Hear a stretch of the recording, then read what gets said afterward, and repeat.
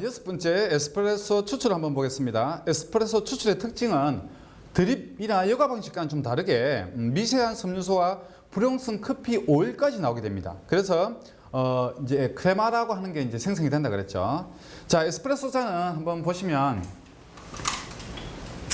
자, 아주 작죠. 이게 이제 데미타세라고 합니다. 에스프레소 잔은 데미타세. 보통 60에서 70ml 정도가 들어갑니다. 30ml를 1온즈라고 부릅니다. 30ml를 1온즈라고 부르고요.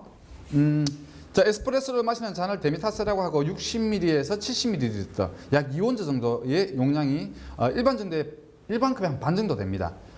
재질은 독이고 일반컵에 비해서 두꺼워 커피가 빨리 식지 않도록 했습니다. 얇으면 빨리 식으니까 두껍게 이렇게 만든 거죠. 안쪽은 둥근 형태로 컵 안쪽이 약간 둥근 형태로 되어 있습니다. 그래서 에스프레소가 떨어질 게 부드럽게 떨어질 수 있도록 이렇게 만들어 나가 있습니다. 외부 컬러는 다양하나 안쪽 색깔은 통상 백색입니다. 그럼 지금부터 제가 에스프레소 추출하는 과정을 직접 한번 보여드리면서 다시 한번 설명을 드리겠습니다. 이제 여러분들이 나중에 시험 보실 때 직접 조작하시게 될 기계입니다. 예. 자, 먼저 포터 필터죠. 이게 포터 필터입니다. 포터 필터를 뽑고요. 예.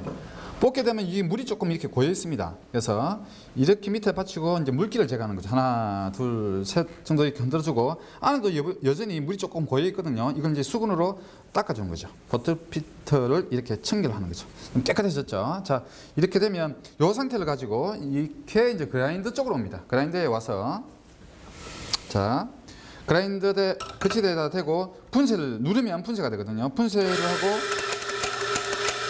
자. 누르면 커피 가루가 분쇄가 되고 분쇄된 커피는 1차적으로 여기에 당깁니다. 레바를 당기면 이게 돌면서 분쇄된 가루가 떨어지거든요. 레바를 당기는 거를 도징이라고 합니다. 도징. 네. 분쇄, 도징. 아시겠죠? 자, 분쇄하고 도징합니다. 어느 정도 커피가 당겼다고 생각이 되면 분쇄를 그만두고 도징하면 이제 커피가 당기게 되죠. 네. 담겨있는 이 커피는 수평에 맞아야 물에 균일하게 반응을 하거든요. 그래서 이 커피를 전체적으로 수평을 맞춰주는 거죠. 그걸 레벨링이라고 합니다. 레벨링. 자, 네, 이렇게 불규칙하게 당기는 커피를 수평으로 만들어주는 거죠. 자, 손으로 이렇게. 이런 수업은 실기 수업에 오시면 직접 다 해보시는 거예요. 이렇게 해서 채워주는 거죠. 이렇게 해서 남는 부분들 걷어내고 나면 이렇게 수평이 잡혀 있죠. 예. 자, 이렇게 수평이 잡히는데 이 상태로 그대로 꼽는 게 아니고 자, 이게 꼭 누르는 기구인데 템퍼라고 합니다. 템퍼를 두고 이렇게 해서 위에서 살짝 한번 눌러줍니다. 눌러주고 나면 포터 필터 가쪽에 약간 묻어 있는 게 있거든요. 이거 털어주는 거죠. 옆에서 톡. 예, 이걸 태핑이라고 합니다. 누르는 거를 탬핑이라고 하고 옆에서 때려주는 걸 태핑이라고 합니다. 탬핑을 하고 태핑을 강하게 하면 어떻게 됩니까? 이 포터 필터와 커피 사이에 또 간격이 생기겠죠. 그럼 물이 그쪽으로 많이 흘러요. 그래서 태핑할 때는 가볍게 톡 때려주는 정도로 탬핑으로 마무리가 돼야 됩니다. 아시겠죠? 나중에 시험 보실 때도 탬핑 이렇게 하면 안 됩니다. 아시겠죠? 마무리는 탬핑입니다. 누르는 거 탬핑. 그래서 포터 필터를 뽑아서 담고 탬핑하는 분쇄하고 도징하고 레벨링하고 탬핑까지 하는 걸 패킹이라고 합니다. 전체적으로. 그러니까 요 안에 커피를 담는 그 과정, 일련의 과정을 패킹이라고 합니다. 예. 그리고 이제 여기 그 포터 필터에 이제 가장자리는 이렇게 손으로 닦아주는 거예요. 커피 가루가 묻어 있는 거. 왜냐 그러면 이 부분이 안에 있는 고무와 만나죠. 그 고무가 뭡니까? 게시켓이죠. 근데 이 사이에 커피 가루가 있어봐요. 압력이 빠질 가능성이 있죠. 그래서 위에를 이렇게 닦아줍니다. 닦아주고 이제 머신 앞으로 이렇게 오는 겁니다. 머신 앞으로 이렇게 오면 지금 그룹에다 앞쪽에는 뜨거운 물이 많이 있어요. 그냥 약간 빼주는 거예요. 이건 이제 물 흘리기라고 합니다. 버튼 사용법은 나중에 말씀을 드릴 거고요. 잠깐 버튼을 눌러서 뜨거워진 가열된 물을 1차적으로 한번 빼주는 겁니다. 자, 물 흘리기를 하는 이유는 첫 번째, 가열된 물을 빼주는 용도가 하나 있고요. 두 번째는 이 그룹헤드를 소독 및 청소하는 의미입니다. 다시 한번 눌러서 가열된 물을 빼주고 그 다음에는 청소, 소독하는 거죠. 자, 그 다음에 끝이 나고 나면 이렇게 포터 필터를 딱 장착을 합니다. 장착하고 나서 2초, 3초 안에 버튼을 눌러야 됩니다. 왜냐 그러면 장착하고 나서 시간이 조금 지나면 요 위쪽에 커피가 뜨거운 상태에서 계속 있지 않습니까? 그죠? 그러다 보니까 커피 성질이 변한다는 거죠. 그래서 장착하자마자 잔을 받치고 버튼을 누르고 잔을 이렇게 바로 받치고, 자, 에스프레소가 추출되는 겁니다.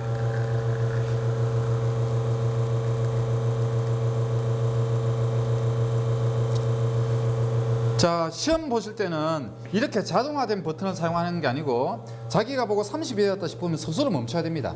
자, 여기 흰색까지 있는 데가 30ml입니다. 자, 흰색까지 다 와가죠.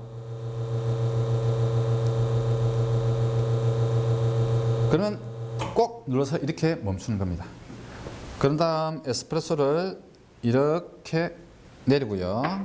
그 다음에 포타필터를 반대쪽으로 돌려서 분리하는 거죠. 예.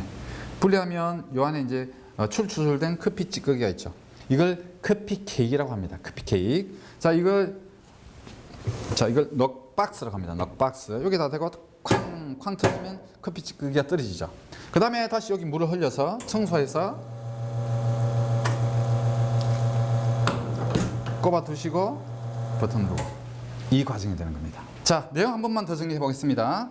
순서, 제일 먼저 에스프레소 웜업 위에 잔 점검을 합니다. 사용할 잔이 있는지 충분히 뜨거운지를 확인하고, 그 다음에 포터 필터를 뽑죠. 예. 뽑아서 그 다음에 필터 바스켓, 아까 안에 있는 커피를 담는 부분 있죠. 바스켓을 먼저 닦아줍니다. 그 다음에 그라인더를 작동합니다. 버튼을 누르면 그라인더가 작동이 되죠. 그러면 이렇게 작동하면 레바를 조금씩 이렇게 앞뒤로 제끼면 커피가 떨어지죠. 레바를 앞뒤로 제끼는 걸 도징이라고 그랬습니다. 그래서 도징을 하면 커피 파우더가 당깁니다. 그 다음에 위에서 꼭 누르는 걸 뭐라고 그랬습니까? 탬핑. 옆에서 톡톡 치는 걸 태핑. 탬핑. 이렇게 해서 마무리를 해 주시면 되겠습니다. 그리고 이제 그 포터필터 가장자리를 청소한다 그랬죠. 왜요? 가스켓과 만나는 자리니까 압이 새는 걸 방지하기 위해서 가장자리 청소를 한다고 그랬습니다. 물 흘리게 한다 그랬죠. 물 흘리게 하는 이유는 두 가지가 있다 그랬습니다. 그러고 나서 이제 물 흘리기를 하고 난 다음에 그룹 헤드에 장착합니다. 장착하고 추출 버튼을 누르고요. 그러면 이제 커피가 막 추출되는 거죠. 다 추출 끝났으면 포터 필터를 뽑고 넛박스에 탁탁 때려서 쿠키를 버립니다. 버리고 난 다음에 다시 물 흘리기를 해서 한 번 더 포터필터를 닦아주는 거죠. 청소하고 포터필터 닦고 그 다음에 채워두면 모든 과정이 끝이 나는 겁니다. 크레마를 한번 보겠습니다. 영어로 말하면 크림입니다. 크림. 크레마는 붉은빛 감도는 부드러운 갈색 거품 형태로 도톰하게 잔에 담기게 됩니다. 그래서 에스프레소를 추출하면 앞에서 보셨죠? 위에 약간 그 짙은 갈색의 형태로 이제 그 에스프레소 잔에 담기게 됩니다. 크레마가 형성되는 원리는 물이 매우 높은 압력에 의해 커피가루를 통과할 때 생성이 되는 거죠. 매우 높은 압력 몇 바입니까? 9바의 압력을 통과할 때 생성이 되게 됩니다. 자, 이때 향을 담당하는 용해성 물질의 대부분과 기름이나 클로이드 같은 비용해성 물질까지도 빨아들이게 된다. 이렇게 되어 있죠. 자, 추출 결과. 에스프레소 같은 경우는 짧은 시간에 추출하기 때문에 분쇄도, 입자가 가는지 굵은지 혹은 탬핑 강도, 보셨죠? 이게 누를 때 힘이 강한지 약한지, 그리고 커피 양이 많은지 적은지, 물의 온도 등 추출 요소에 의해서 아주 민감하게 반응을 합니다. 그래서 거기에 따라서 싱겁기도 하고 아니면 좀 탁하기도 하고 쓴맛이 나기도 하고 뭐 이런 결과들이 나오게 되는 거죠. 자, 표를 보시면요.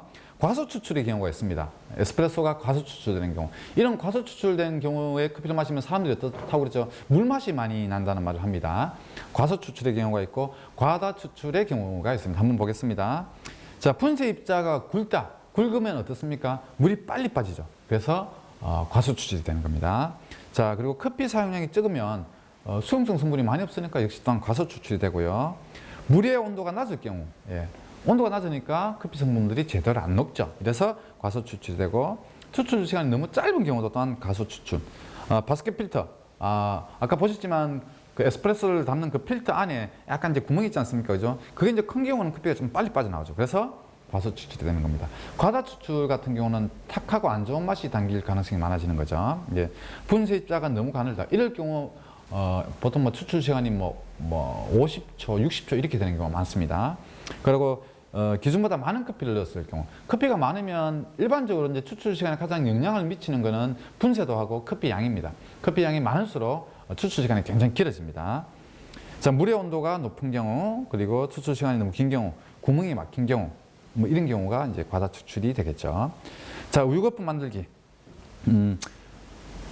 뭐 이제 베리에이션에서 가장 중요한 게 이제 우유고, 우유를 다루는 기술이고, 우유를 다루는 기술에는 크게 두 가지. 우유 온도를 맞추는 거 하나, 두 번째 고온 거품을 내는 거. 여기 이렇게 되겠습니다. 우유 거품이 곱게 만들어져야 카푸치노 등을 마실 때 입에서 느껴지는 감촉이 좋죠. 그래서 카푸치노를 마셨는데 그 거품이 너무 곱다. 그 벨벳, 그 어떤 그 굉장히 부드러운 느낌이 있다. 그래서 그런 거품을 벨벳 밀크라고 합니다. 예, 벨벳 밀크라고 하고요.